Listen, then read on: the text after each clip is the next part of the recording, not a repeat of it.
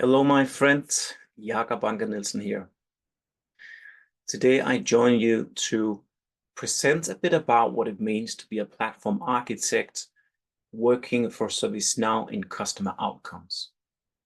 I think this will be relevant to not just people interested in that sort of work, specifically for ServiceNow, but also for people in general that are already working inside of a function that is tinged with advisory and probably also some technical aspects, even though also some management consultants may be able to also transfer what I'm about to share with you into their work and activities as well. Getting into it, I would like to take a second here to present my screen. What you're seeing here is a diagram that I have created in collaboration with other platform architects inside of ServiceNow. It explains the different types of activities that a platform architect typically engages with. So we have, for example, a technical design review on the operational advisory level. If we go one tier up in terms of levels, we go to the tactical advisory, where we're not just talking about a specific design, but the design authority as a governing function in general. If you go up one additional tier, now we are looking at the strategic advisory segment, where we are not talking about a specific design or a specific governing function, but how for example, the governing functions interact with each other, how they depend on each other, and how different governance items will flow through our governance ecosystem. It is how we want to ensure that we are reaching the strategic targets and outcomes that we have set in front of us. That is the level dimension of our work. Then we have the scope of work. If we take the same set of examples, on the lowest level, operational advisory, we have the technical design review. This is quite limited in scope because we're dealing with a single design. If we elevate ourselves to the design authority, now we are advising on how we can run and improve the specific governing function called design authority. So what will we allow to manifest itself inside of the platform in terms of customization and out-of-the-box configurations? If we elevate ourselves further, now governance in general, that is even wider, because as mentioned in the example at the start, we're not just dealing with design authority, but we are dealing with how the design authority will interact with the rest of the governance ecosystem. That would be the scope dimension of our work.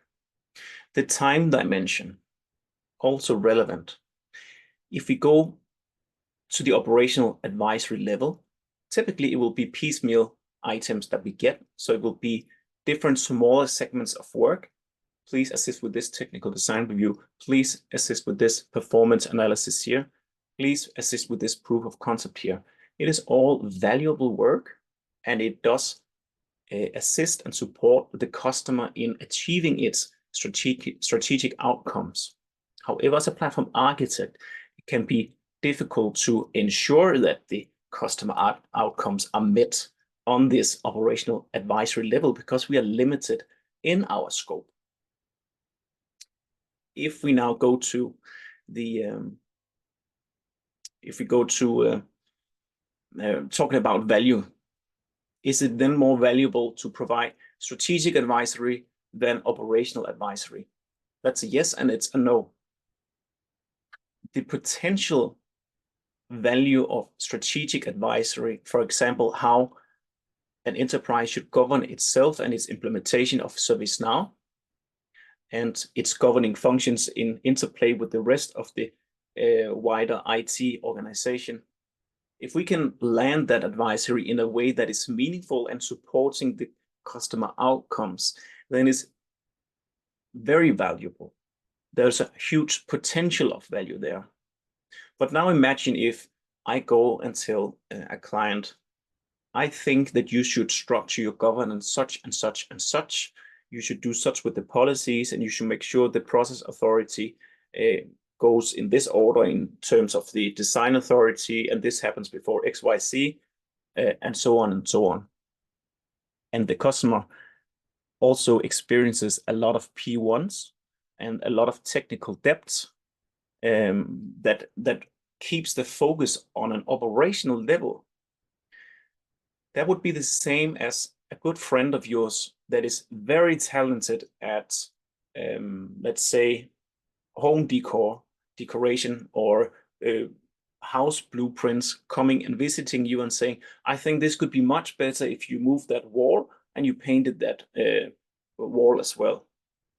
While this might be very, very true and very beneficial for you living in the house in the long run and what you want to achieve by living in this house, you will not care about it if you have a water leakage in your basement. Then you will care about your foundation, making sure you have this leakage stopped, understanding where it came from, and that it won't happen again. And once you know that your foundation is in order, then perhaps you will start looking at other things such as paint. I'm not saying all strategic work is paint. It might be a bad metaphor, but I do hope that you understand that some things will take precedence before other when talking about the focus that you will give to it. The operational level is necessary. We need our operations to run to some degree before we can elevate ourselves to a tactical and strategic continual optimization level of activity. Right. So what we need to keep in mind here is that no block is more valuable than the other. We will be supporting activities in all layers of this, these dimensional blocks here in all levels. We will be doing it in parallel sometimes, the levels. Sometimes we will be very much in the higher levels because we have a steady foundation at that time. And then maybe you have an upgrade, then maybe you have a new business unit onboarding into your organization and technical debt occurs and you have political issues and so many things can then make the focus go from the strategic advisory down into the tactical and operational advisory section. And that is okay. We need to be able to be flexible there, but we should also be very careful not to get stuck down here. So it is important that we acknowledge, recognize, and address any underlying issues that might be there. But it is also important that we nudge the clients to allow them and us to elevate the conversation when possible, because it is very easy to get caught in a staff augmentation role in operations if you're not careful. You need to be able to extract yourself from the situation while not making yourself and the client dependable on you being in a specific, for example, technical design review or design authority for it to function. You may be needed to facilitate it at first, but it should always be with the goal of addressing these are the gaps that you, dear customer, need to fill out that I just showed you. Next time you do it and I watch and I coach you, and more you extract yourself from the situation and thereby allowing them to support themselves on the lower levels while enabling you to rise up to the higher value potential of the strategic realm. Thank you so much for listening into my talk about what it means to be a platform architect here in Customer Outcomes. I do hope that you see that there is something that might resonate with your role. Let me know if that's the case. I'm happy to hear about it. I'm quite curious.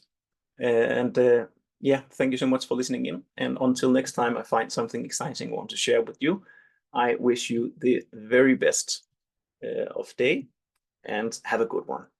Cheers.